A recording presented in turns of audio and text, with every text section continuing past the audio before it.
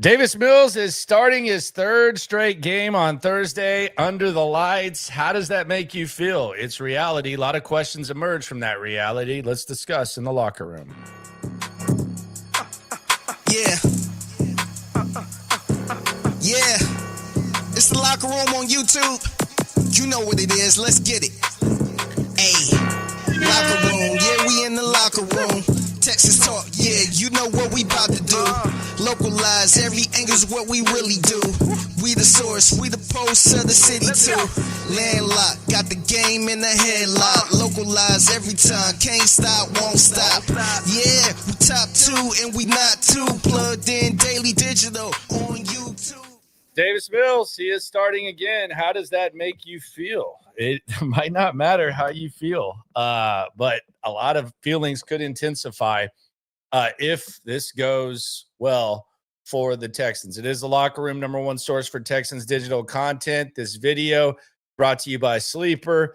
In wake of today's news, I do have a sleeper pick and I do have an awesome promotion. If you haven't played Sleeper, shame on you. It makes every game better. Very simple. They put player stats up. You either say higher or lower. You can do a large amount of players. That has to come from two different games or two different teams, and your odds multiply. It's also the best scoring app in the game. If you haven't got in the mix like a lot of people have, you can get a $20 free entry right now. No deposit needed. Get a 100% match up to $100. Use the promo code Locker and play, and you will not regret it. Now, here's where we're going with this in the wake of all the news, the official news that CJ Stroud is out. This is where I'm going. This is where I'm heading. I'm going Davis Mills over 150 passing yards. They put this one really low. This is a promo. So this is almost a bunny. Jaden Higgins, who Davis Mills called a stud today during his media availability. We're going over 25.5 yards. That might be one toss. With how much Davis has trusted the second-round pick out of Iowa State. Josh Allen, the rushing yards. Texans have shown some signs of perhaps losing sight of quarterbacks. This will be the best running quarterback they faced this season and one of the best in the league in Josh Allen. So I'm going to go higher at 34.5. Last year, he mentioned in his media availability that he was banged up against the Texans, probably wasn't running as much as he should have. So we're going to go higher, 34.5 rushing yards. Khalil Shakir, 46.5. We've seen the Texans defense, despite being one of the better defenses in the league. We've seen guys get loose on long passes. They really don't have a lot of options. So I just went with Shakir. And then James Cook, really good receiving running back for some reason. As he's emerged as a really good runner, they don't use him receiving. I could just see them trying to get him matched up with the Texans linebackers. So that's where we're going. It gives you 8.9 odds. So if you bet $1, you're going to win 8.9, 5, 40. You can do all the math, but be sure to check out Sleeper if you want to get in the mix. That is this week's sleeper pick right here in the locker room. Now, here is the big news of the day. CJ Stroud, he returned to practice, and this was not surprising. We kind of told you yesterday they're going to try to have him ready for the Indianapolis Colts, but concussion protocol doesn't get paused. So in other words, just because you might not play this week, it doesn't mean they pause concussion protocol. You want to get the guy out of protocol as soon as possible, and you typically need a couple of practices underneath your belt. It's possible CJ Stroud gets cleared from concussion protocol on Thursday. It's possible that CJ Stroud gets cleared from concussion protocol on Friday. He's not cleared from it right now. So you don't try to force it on things like this. There's kind of an area of sensitivity league-wide, and especially with D'Amico. And you also don't put yourself in a position to where you're relying on CJ Stroud and preparing with CJ Stroud, and all of a sudden it's like, all right, well, Davis, it's your time to go out there and do your thing. And I'll be honest, it was good to see CJ Stroud out there practicing. And when you initially walked in, there was kind of like a thought of, is there a chance? But as soon as you watched him practice, it was obvious. He was QB3. and they were preparing as if he wasn't going to play. And D'Amico, who's gotten way less weird at injuries as of late, he just does what he needs to do without being weird about it. He went up there and ruled him out. So CJ Stroud returns to practice as QB3. He will not play. So likely has now become reality, and CJ Stroud will be back against the Indianapolis Colts. We'll see what happens with Davis Mills. We're only 2 sleeps away from that. The day after, we want you to join us at Spanky's. Best dough, best sauce, some of the best grub in the game, the best happy hour, some of the best prices, and myself and Cody Stoots, SNL broadcasting live at 4 the day after a game. I can barely say this without just gushing. The day after a game. First drink on us. Yes, you heard me right. First drink on us. It doesn't matter what you sipping. The first drink is on me and Cody. All you got to do is come in and say, beer me, first drink on us. We'll be in the back. We'll be hanging out. We'll do the show. We'll hang out after as well. We always like going to Spanky's. This one's going to be even more special because it is the day after a game. And it's a really big game. And it's a game with really weird vibes. The Bills have had some bad luck at NRG as of late, specifically Josh Allen. And this was actually brought up today during their media availability. The Josh Allen, the Josh Allen history at NRG, you had the playoff game where they blew the lead. He had a really dumb lateral that was one of the goofiest plays that you'll ever see. And then the Texans had the big comeback where Deshaun Watson finds Buddy Howell, and it was Buddy Howell, right? Yeah, it was one of the BOB scrubs, and he ends up spinning and setting up the game-winning field goal. So it hasn't been good to the Bills, and it'll be interesting to see what the Texans do against the Bills. But the Bills could almost, if I'm Sean McDermott, I'm playing up how bad that things have been for the team at NRG. Because this team's been kind of flat. They've been pretty desperate. They've been looking to make trades. They've been getting their ass whooped by teams they have no business getting their ass whooped by. So if they end up hyping this up and making it some sort of like imaginary get right game, then I think that could go a long way for Buffalo. Because I think this Buffalo team is flawed. And I think sometimes you kind of grasp for straws. For the Texans, this would be a situation where you're 6-5. You're going to be very much in the playoff mix. The teams ahead of you have a bunch of losable games in front. You got 10 games to prepare for the Colts. A lot of football to watch between now and then. You get to watch Sunday, Monday, and I think there's a triple header on Thursday with 2 games with localized interest. So if you win this game, I don't want to sit here and act like you kind of revive your season. You do, but I still think it needs to be put in perspective, and I think it needs to be reeled in. And you may say, well, you've been talking about them getting back to 5-5 in order to salvage the season. I have, because that's the reality. And getting into the playoffs is the first goal and should be the goal every year. There's some people who are like tank and all that. That's not me. I think you live in what the team actually is. And in the moment, sometimes your expectations adjust.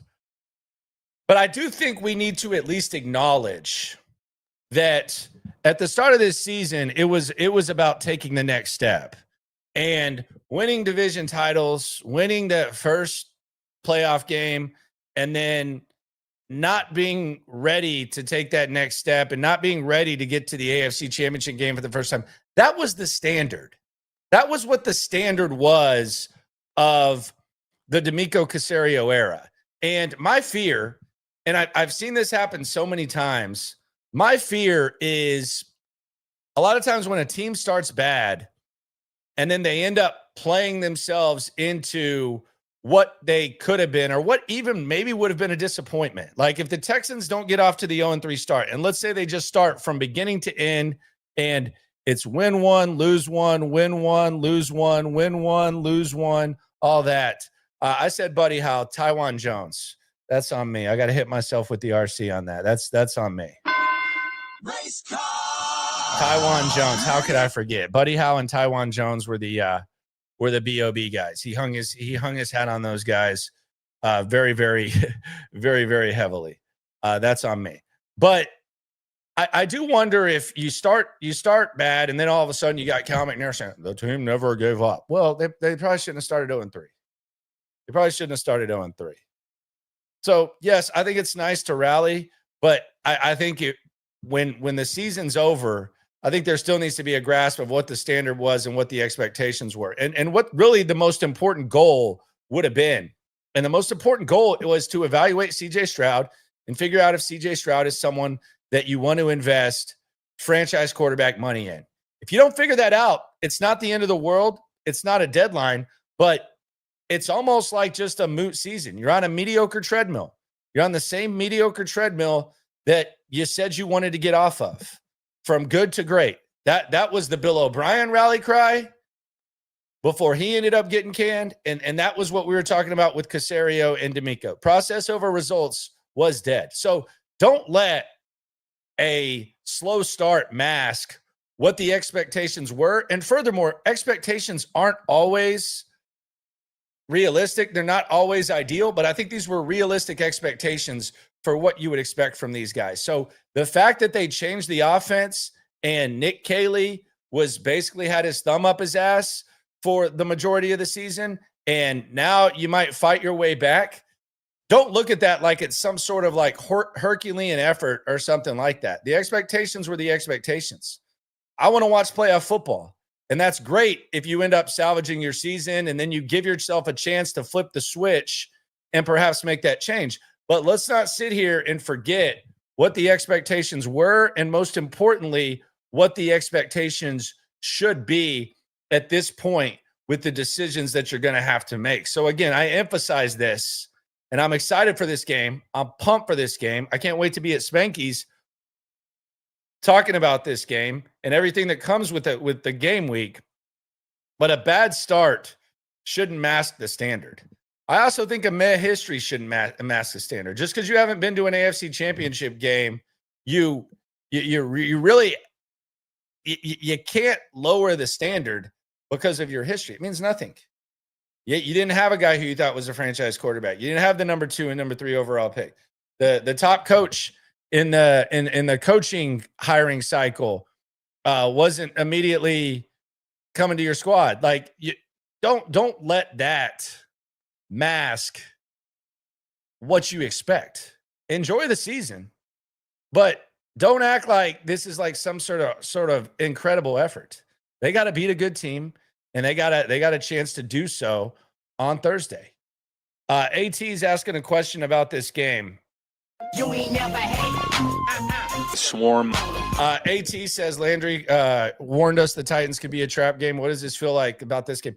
I mean, it feels like a trap game on the other end. It feels the same. You look at the spread. The spread's right now 6.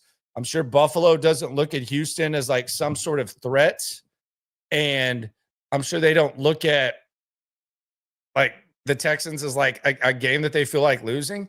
Just like the Texans probably didn't feel that way about the Titans. It feels the same way. It feels very weird to only be a 6-point dog in a game in which you were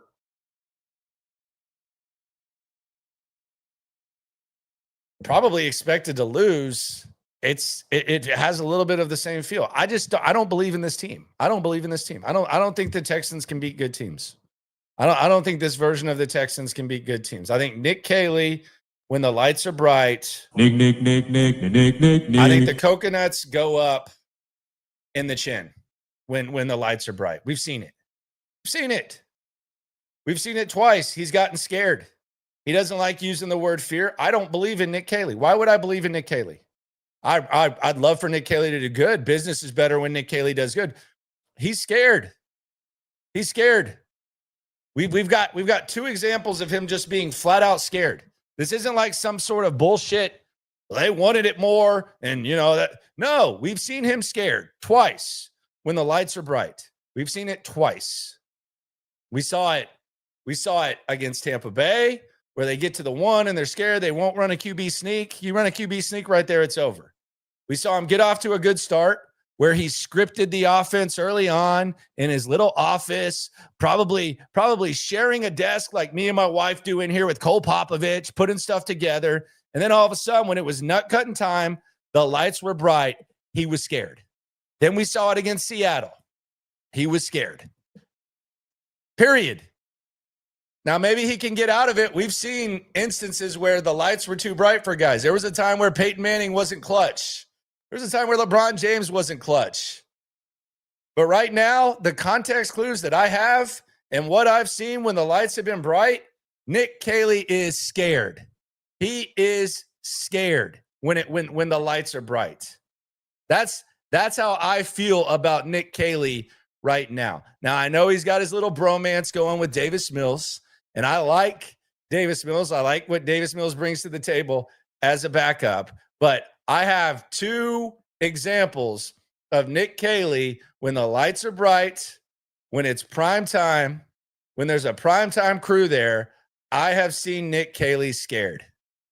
He needs the noon Sunday games until further notice. I would love to be wrong about this. Matter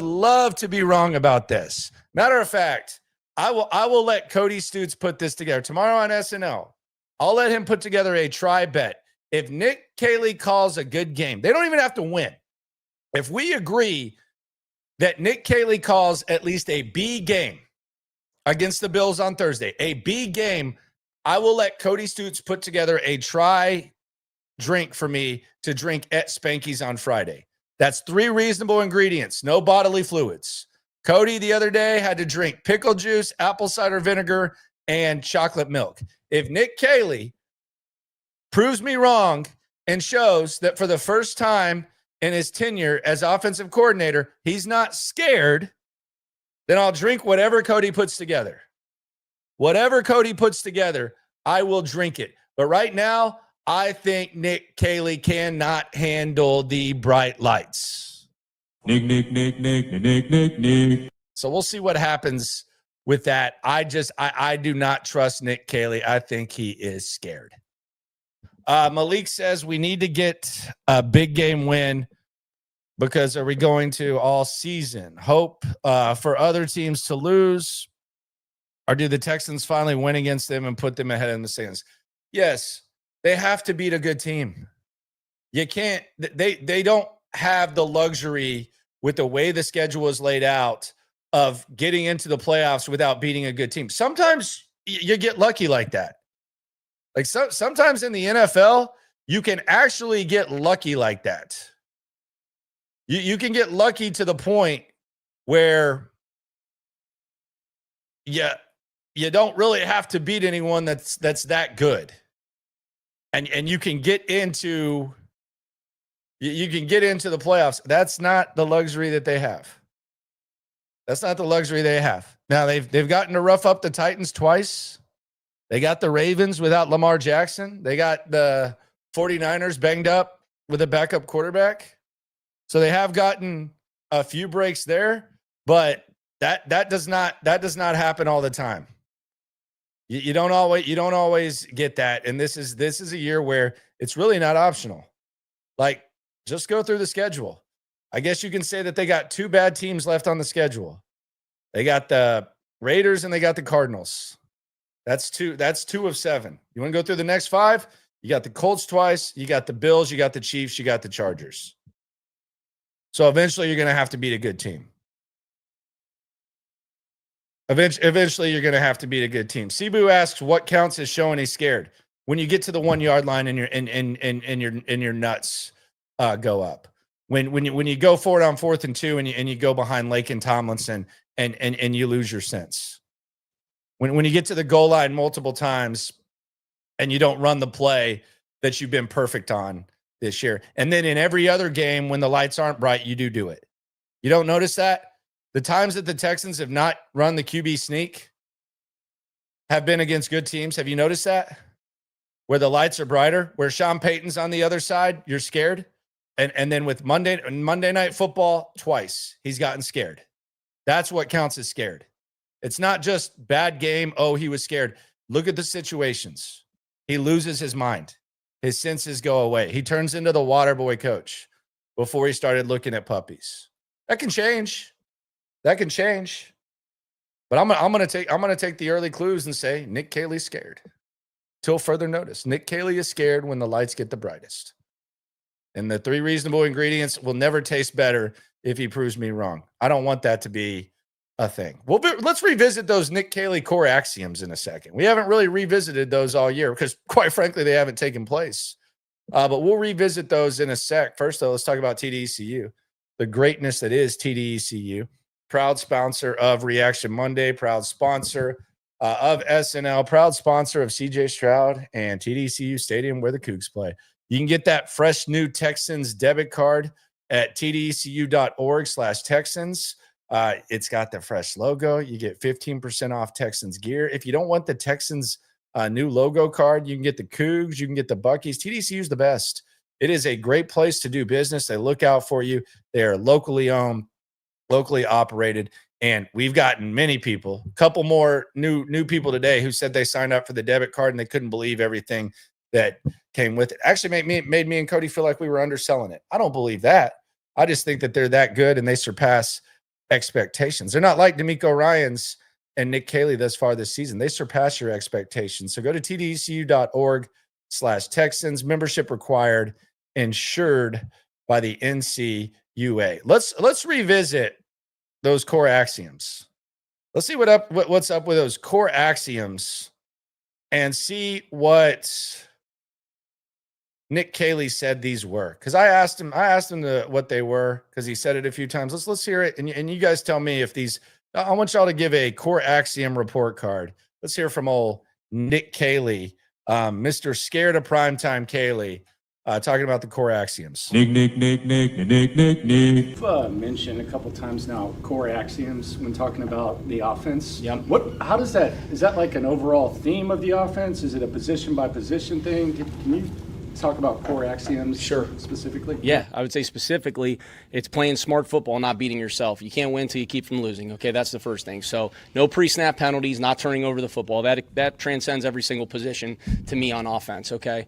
The second thing that I would say is playing fundamentally sound. Okay, there's great players in this league. We're going to go against plenty of them this week and every single week from here on out. So if you don't play with good fundamentals, you don't really give yourself the best chance to play. I believe in that to a core.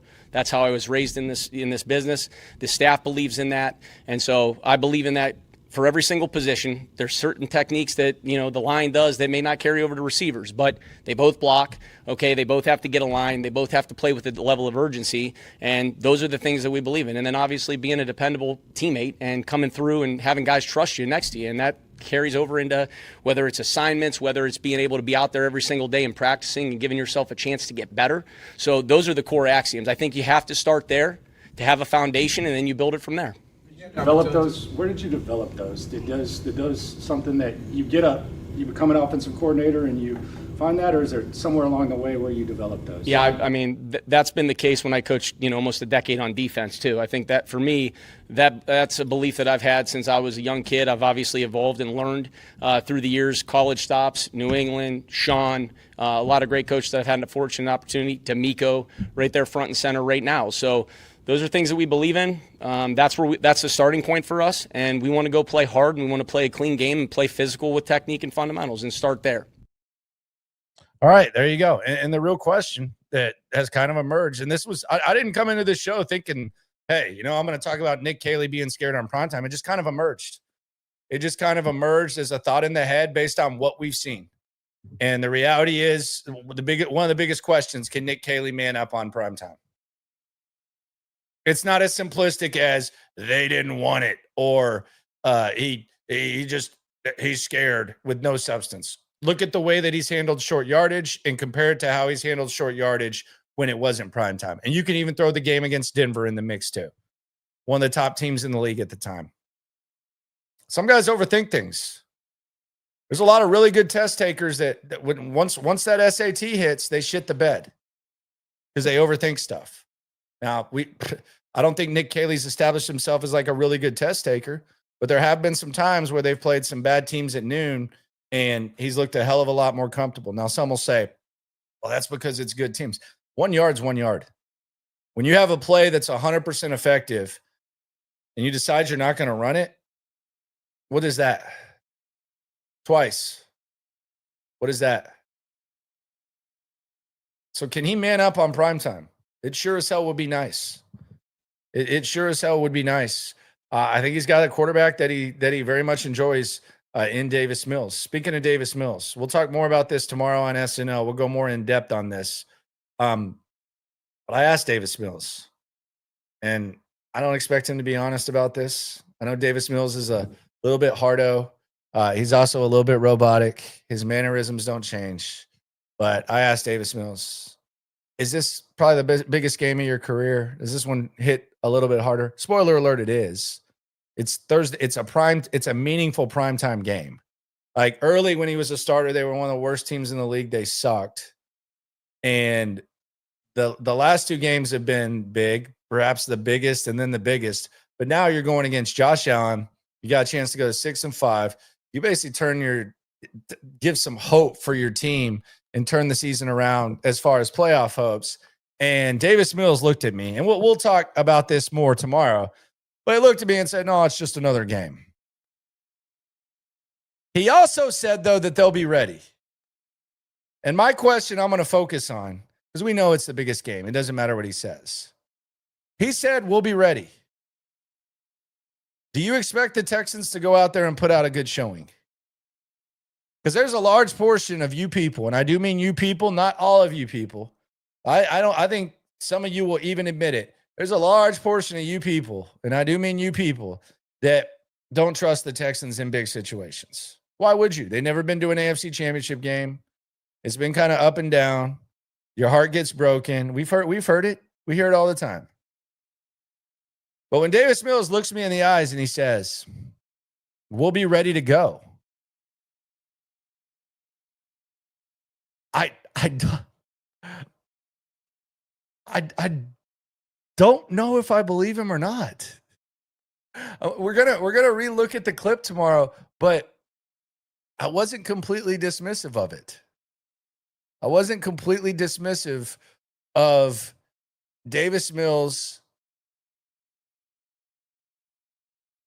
being right. And I don't think I've had a quarterback have that much confidence about an upcoming game. I don't think I've ever heard CJ Stroud or Deshaun Watson just so confidently say, we'll be ready to go. They've been ready to go. They're both better quarterbacks. They've both balled in pretty big moments for the team. But there's also been situations where things have been disappointing. But Davis Mills looks me in the eyes and says, we'll be ready to go. Do you believe him? I just don't see the Texans beating the Bills. I just do not see it. If it happens, it can't. It's CJ's team, and CJ starts against the Colts, but you gotta think there's gonna be some interesting dialogue going on around town when it comes to Davis Mills. There's going to be some really interesting dialogue going around. If the Texans beat a really good team for the first time, I know the Bills got flaws, but if they beat that squad and it's Davis Mills winning his 3rd straight start, when he took over an offense that wasn't good, still not great, but wasn't good, and he was able to win games with common opponents of the previous quarterback. He went 2-0 against the opponents that the QB went 1-1 at. And I think the other thing is, and I think I saw this discussion being had. I saw Jeremy Branham said something and then kind of got drug into like a larger conversation. I think it was Kunkel who brought him in. Man, Kunkel's kind of a farmer on there sometimes. Tell me how you feel with only gifts, but he I guess Branham says is this system is better for Mills. it might be like better for him. It doesn't mean he's better than CJ, but we were having this discussion that we didn't know if the Patriot system was the right way for CJ Stroud to maximize his skills. And we know that his ceiling is way higher than Davis Mills, but it's when someone says something like that, like JB did, and JB saying that, automatically the meat riders attack and they're blinded by love. I mean, people are blinded by love. And there's a portion of meat riders that kind of got mad at Jeremy. And Jeremy sometimes is a hot take guy, but I like Jeremy. But it's kind of hard to not at least acknowledge that when before this we were wondering, okay, why are they running the Patriots system? Because when Nick Caley originally got here, we thought they were going to run the Rams in a combination of the Patriots. So when Branham says, man, this system might be better for Mills, he's not saying that Mills is better than Stroud. He's saying the things that this system asks guys to do might fit Mills better. And we were already discussing the CJ Stroud thing. So I thought it was interesting. The only reason I saw it is because Kunkel kind of farmed it into the timeline, and I saw Branham talking about it. But those are just the type of discussions. Those are put on hold, and quite frankly, they go away because CJ Stroud's going to start 2 Sundays from now. But it is like the system. It should be questioned. Like this system should 100% be questioned. On the chat, might be out of line here, but I think damn it, Bobby would have been better in year 3. Damn it, Bobby. I don't think you can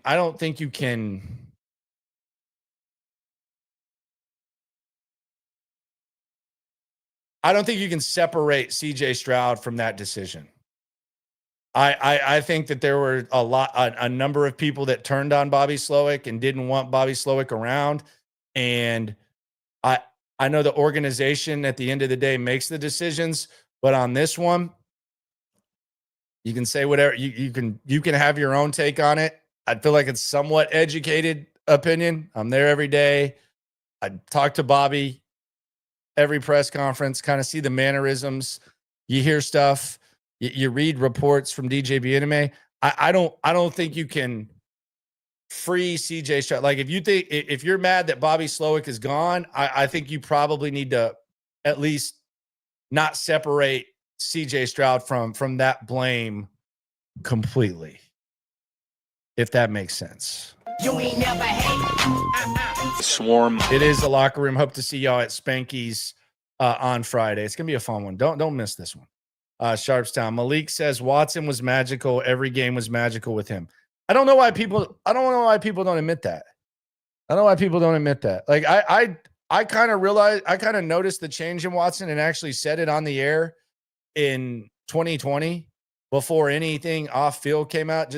You could just tell he moved a little bit different once he got paid, and the brand of servant leader kind of took a back seat to like the flamboyant F-boy mentality. And I said that wasn't popular, kind of got attacked for saying that. It's fine. That's what I saw. But I would never rewrite history and dismiss how good Deshaun Watson was. Deshaun Watson's the best quarterback in Texans franchise history until proven otherwise. I mean, we were talking about a top 5 guy. I mean, I think the discussion, like we hear a lot about surroundings and stuff. I think the discussion about, how would he have ended up in Kansas City in Mahomes' situation, I think it was a valid one with how good Deshaun was. So I'm not going to rewrite history and act like Deshaun wasn't great. Deshaun was great. It was fun to watch. And there were some good memories, and they got rid of him at the right time. So I can definitely say it. Dylan says, yeah, I remember being mad at you for that take. Yeah, that's fine. I mean, I saw it. Like, I'm not going to lie to you. It wasn't popular, but I saw it. And I'm not even connecting that to the off-field things. It just it definitely changed. So yeah, his whole mindset changed before, and then we saw that. Dr. Drank says, man, Watson was so good before he changed. Yeah. But yeah, that's what that is. So we haven't even talked about this. And I don't know how big this is. I think this would be big against Buffalo for sure. But Jalen Pitre's out Thursday. There was belief, hope that maybe you would see Jalen Pitre on the field. Not going to happen. And I think there's a lot of times where I'm very vocal about how I feel there's like limitations with Jalen Pitre in coverage. Although he's held up very nicely and he's been great, big part of their defense. The football team is better when he's out there. Is he as great as D'Amico and Caserio and Matt Burke say he is? I don't know. There's more. There's a lot of romanticism when it comes to it. But I think against the Bills, this is where Jalen Pitre can feast. They don't really have Kincaid's not playing. They don't have a lot of receivers that can make you pay. And he adds that extra athletic guy in the box for Josh Allen. So I do think you never want Jalen Pitre out. I think a lot of times you can make do and figure some stuff out. But I think against, like, one thing to kind of keep an eye on is I think this is a game, Buffalo, where I think Jalen Pitre really, really helps you out.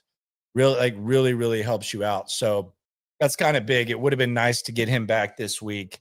He'll be fresh for Indy as well. And you're going to need him against Jonathan Taylor and Daniel Jones as well. Daniel Jones is like a poor, I won't say poor man. He's like a homeless man begging for change with his pants off version of Josh Allen. But you would like to have Jalen Pitre there for sure. Kicking news, Kaimi Fairbairn is back. Life comes at you fast. Walked into practice today. Saw old 15 back there kicking some field goals. Kaimi back, and I'll be damned. Matthew Wright on the other side of the goalpost, basically shagging the footballs for Kaimi Fairbairn. Less than 48 hours after he kicked a game winner. Comes at you fast. Matthew Wright's like a Little Caesars pizza. He just stays hot and ready. They're keeping him around. I don't know. Like, someone signs him off the practice squad or something. Do they put him on the practice squad? They got to figure out what's going on with Fairbairn. Don't know. But I just thought that was an interesting visual to watch when you saw Fairbairn kicking, and then you saw the guy who looks like he's 40 and 14 at the same time, Matthew Wright, back there shagging the field goals for the guy that he replaced and kicked a game winner. That's crazy. Comes at you fast. Good memory for him, though. For sure. Going back to the quarterback, though. You know, we always got to bring it back to the quarterback. It's all about the quarterback. How do you think, like, how would you, if you're CJ Stroud, like, how are you observing the last 2 weeks? Because I do wonder how they always talk about mental reps. And I know it's not easy for competitors like CJ Stroud to have to watch instead of being in the arena, as he puts it. But I wonder how CJ Stroud is observing this. And I wonder if any of those observations that he's seeing are kind of giving him a clearer picture and perhaps giving him some sort of visual ideas about what he could perhaps do better with this squad. Now, I don't know if you can watch Davis Mills and the way he handles the offensive line before the snap and just duplicate that and make that something that you're better at. I don't know how that works. That feels like something where you either have it or you don't. You're either there or not. And maybe I'm wrong. But I think based on Davis Mills and his strengths and CJ Stroud and his strengths, I don't know that CJ Stroud is going to be able to shift coverage as good as Davis Mills. Davis Mills is a freaking nerd. I could see Davis Mills being like a damn working at freaking NASA or something like that if he didn't what was his major? If he didn't play here. Someone look up Davis Mills major for me. I don't want to look stuff up while we're on. It doesn't matter. We'll look up Davis Mills major. I'm actually kind of curious. I bet it's damn sure not general studies, right? What if it's general studies? And I'm like assuming he has like this tough major. Third round. Davis Mills major, Stanford.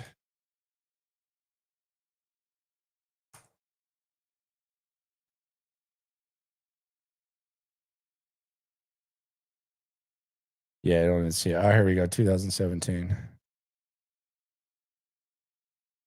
He might have had an undecided major at this time.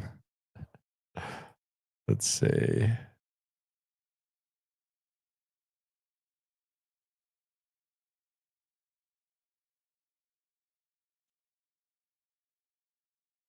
Major of Davis Mills. God, he had a nice he had some accolades. Yeah, I don't see his major. I bet it was something nerdy though. I bet it was 100% something nerdy. Food science and technology. Don't know. I'm gonna ask him what his major was. But I wonder if CJ Stroud's also watching this and saying, you know what, I gotta force it to Nico and I gotta force it to Higgins a little bit. Because I think that's something that perhaps CJ wasn't doing a lot. And that's one of the biggest takeaways for me is Nico Collins and Jaden Higgins are emerging as a really solid duo the last 2 weeks. And I think that's something CJ Stroud's going to have to do. You got to develop that trust with Jaden Higgins. And I even said it in week 1 when he threw the interception intended for Higgins. I didn't fault CJ for that one. Higgins had to go up and make that play. And Higgins agreed with it. And CJ, I wonder if, given the fact that in the first game, CJ tried to lob it up to Higgins and Higgins didn't come down with it. I wonder if that kind of threw off the trust a little bit to where it didn't feel like it felt like CJ was kind of aiming and he didn't have that trust, which, I mean, that can naturally happen. Like you trust a kid to go up, make a play, show those basketball skills. He was one of the best basketball players in the state of Florida early on in his high school tenure. And it doesn't happen. You got to figure that out. But maybe watching him the last 2 weeks, it's like, all right, I got to go back to that. Nico, CJ should know better. You got to force it to Nico. So he should know better there. But I do wonder if CJ was watching and he says, I got to get that going. The other thing that should happen, I'll talk about in a sec after I talk about my guy Dan from Texans Turf. Another neighbor came up to me yesterday. They said, man, I got the Texans Turf. You were not lying. I thought you were exaggerating about the drainage. The drainage is insane. It's dry, like right after it rains. You can go out there during the rain. With the way that they customize it, the way they handle it, and the great price, the fair price, and recommendations and expertise that they show. No job too big, no job too small. They're not frauds like 90% of these other turf guys out there. I know because I dealt with them. And I was very discouraged until I found Dan the Man. And his team at Texans Turf. The neighbors are jealous. A lot of them are jumping on the bandwagon.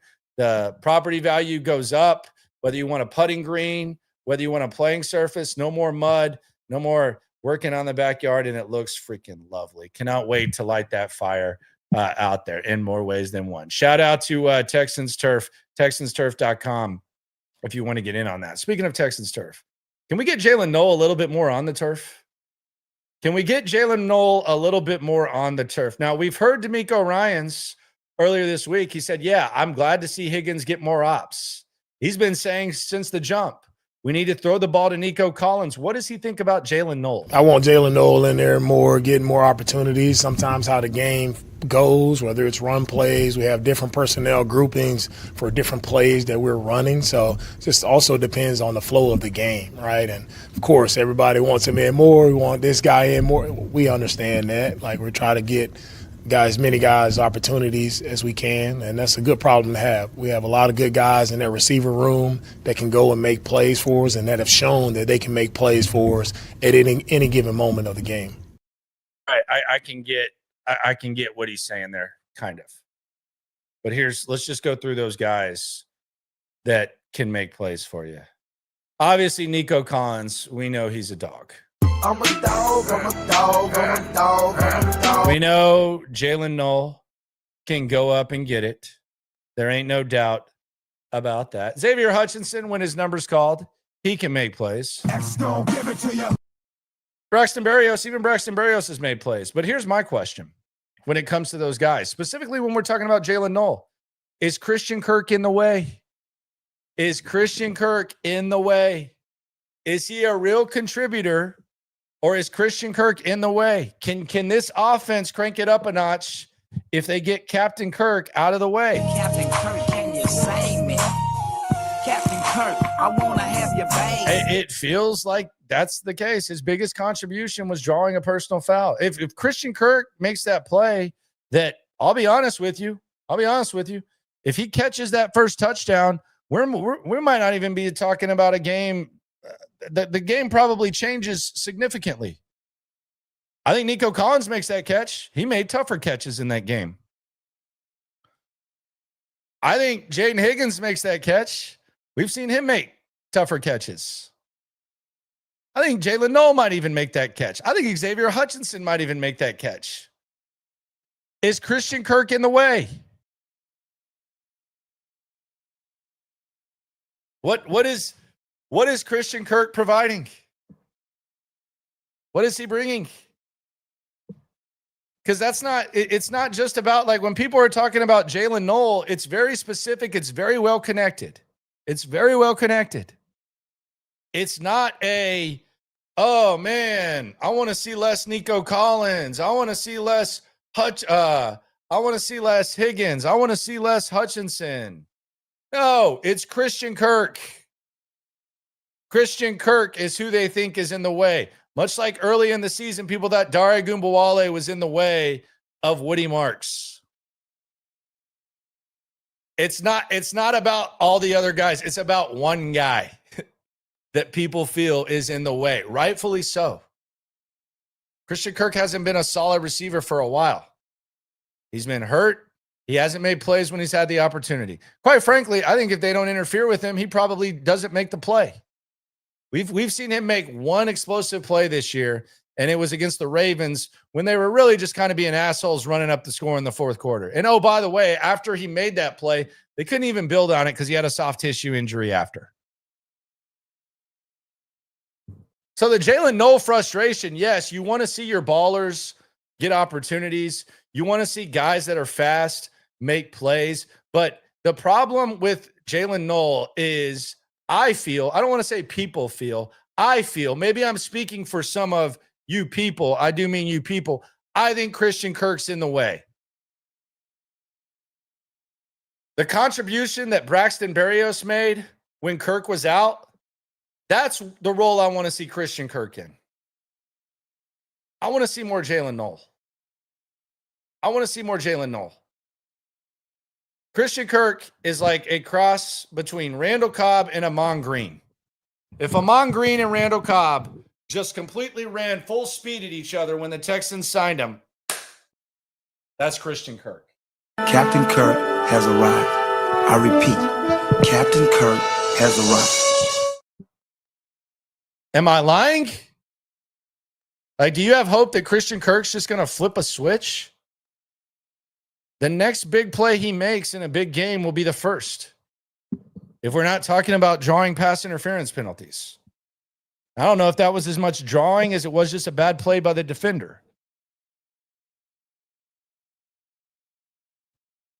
He's in the way. Free Jalen Noel. Free the Iowa State guys. Christian Kirk, he's not what you thought he was. You took the same approach that you did with Mixon. He's not what you thought he was. I would love for Christian Kirk to prove me wrong too, along with too big for the moment or too small for the moment, Nick Caley. Love to see that. But I asked Jalen Noel, like, what's the deal? And they don't think he blocks well. That's me reading between the lines. That's not what he said. I said, well, what do you specifically need to do to get on the field? My hand-to-hand combat, blocking. That's what it is. I don't care. I don't need to see Jalen Noel blocking. Quite frankly, I think if you give him more reps, he can figure it out. Like, is Christian Kirk the new Kevin Walter? Where we're just going to hype up the blocking? I don't know. But the Christian Kirk experiment's done. He's taken the place, like the frustration last year that a lot of people felt with Dalton Schultz. Christian Kirk has taken that spot. And the difference between Dalton Schultz and Christian Kirk is it was a thin position last year. They got plenty of guys who can make plays. At this point, I almost rather see Berrios than Christian Kirk. That might be taking it too far. It might not, though. It might not. But he's definitely in the way. at this point.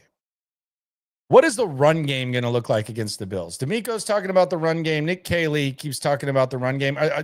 The Bills are very vulnerable when it comes to teams running on them. They're not. This isn't the Buffalo Bills that you may think. Now, it can still be a stingy defense at times. It can also be a very piss poor defense at times. But running the ball, Tennessee at full strength, it's a lot tougher to run the ball on them than it is Buffalo. Buffalo is allowing the second most rushing yards in the NFL right now. They're giving up 153 yards a pop. That's only 7 less than the Bengals. So you can run the ball on the Bills. The question is, can the Texans be one of those teams that run the ball? Because the Texans, as far as rushing, so the Bills are the second worst in the league in rushing. By the way, they can run the ball, though. They're the second best. The Bills are the second best running the ball, and they're the second worst stopping the run.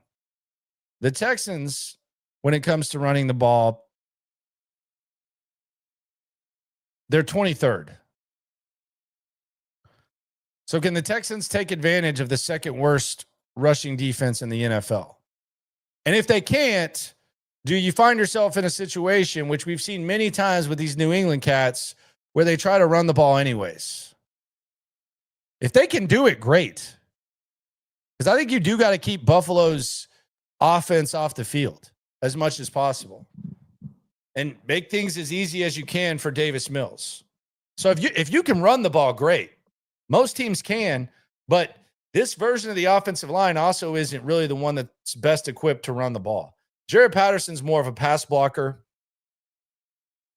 They're not necessarily equipped to run the rock. But does that mean they're not going to try? It goes back to what Nick Caley and them said, and they said it, but the actions don't necessarily make you feel awesome when you watch them. They say that they don't want to fit a square peg into a round hole, but do you really believe them? Do you really believe them when they say that? It's going to be an interesting thing to check out, the run game. If they can run the rock, this could be a Chubb and Woody breakout. Chubb and Woody. I think Woody Marks' yards are like 58. Nick Chubb's like 20. So it feels like the smart people over at Sleeper, they believe that it's Woody Marks. Context clues show that it's Woody Marks, but can you run the ball or not? And if you can't, do you adjust? It's been funny watching them against the Titans where they come out and they say, oh, yeah, well, we didn't run the ball as well as we thought. Why the hell did y'all think y'all were going to do that? Why on earth did y'all think y'all were going to run the rock on them? That's a bold claim there, to even think that. So I want to end this stream and shout out to everyone here. SNL tomorrow at 4. Shout out to everyone who joined the When I Was at My Fattest today. I thought Trim Brown had an excellent take about wing places, how wing places suck now. But I want to end this with 2 context clues to keep an eye on for this game in 2 nights. 2 sleeps to a football game. God, I love Thursday games. I don't have to play in them. Covering them, it can be a little bit more work, but I don't have to play. If I were a player, I might hate them. I don't know. Not if I'm like Jaden Higgins or Jalen Knoll. I feel like they could have played Monday, the young kids. But there are 2 context clues for Thursday night that I think we need to keep an eye on. And these are 2 things that could easily shift the game in either direction. I have 1 for each team. I have 1 for Buffalo, and I have 1 for the Texans. 2 things that we've gotten hints of when watching this Texans team through 10 games that maybe we should just be aware of moving forward, and especially this Thursday. So context clue number one is the QB rushing yards. I do worry about Josh Allen taking advantage of the Texans and loosening up the defense with his legs. He's one of the best in the game at doing it. And the Texans have shown just signs, even when they've kept guys in check, like at the worst times, they've just shown signs of being vulnerable. Baker Mayfield, week 2, we saw that. Even Cam Ward the other day, not known for using his legs. We saw that. Trevor Lawrence 2 weeks ago, there was the penalty, but we saw that. Josh Allen is on another level when it comes to using his legs. So I think that QB rushing yards is context clue number one that could impact the game in a negative way for the Texans. Context clue number 2. And we've seen little samples of this. And fortunately, it looks like he's doing this permanently. He might as well be, since they don't seem to like using him on offense because they would rather use Christian Kirk. But we're pretty close to seeing a massive Jalen Noel return in some way, shape, or form. Punt return touchdown, kick return touchdown. It's going to happen eventually. And there's always just that little hole where it gets closed in on because these special teams players are so good. But if you're watching Jalen Noel, like every time, like when I'm watching him, even the bad returns, like you feel like he has a chance to take it to the house, even though you haven't really seen him take it to the house to this point.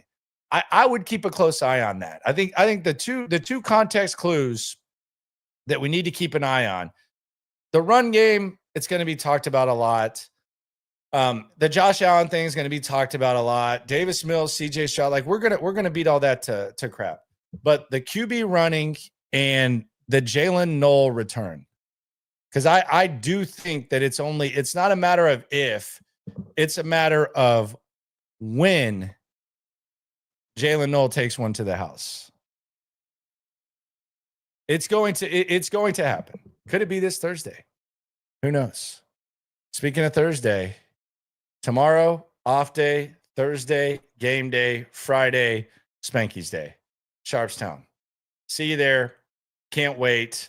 We'll get into some of the stuff that Davis and Kaylee said, along with D'Amico tomorrow. But we got 2 sleeps till the game. It's going to be fun. Subscribe, like, ride along, watch, listen to SNL, and always remember when it comes to this Texan stuff, we're all in it together. Appreciate y'all for coming through. Hit it, Grifty. Digital on YouTube. We got taste for days. Opinions to give. We got takeaways. If it's up, then it's up. We number one. You don't need to try your luck. Locker room. Yeah, we in the locker room. Texas talk. Yeah, you know what we about to do. Localize every angle's what we really do. We the source. We the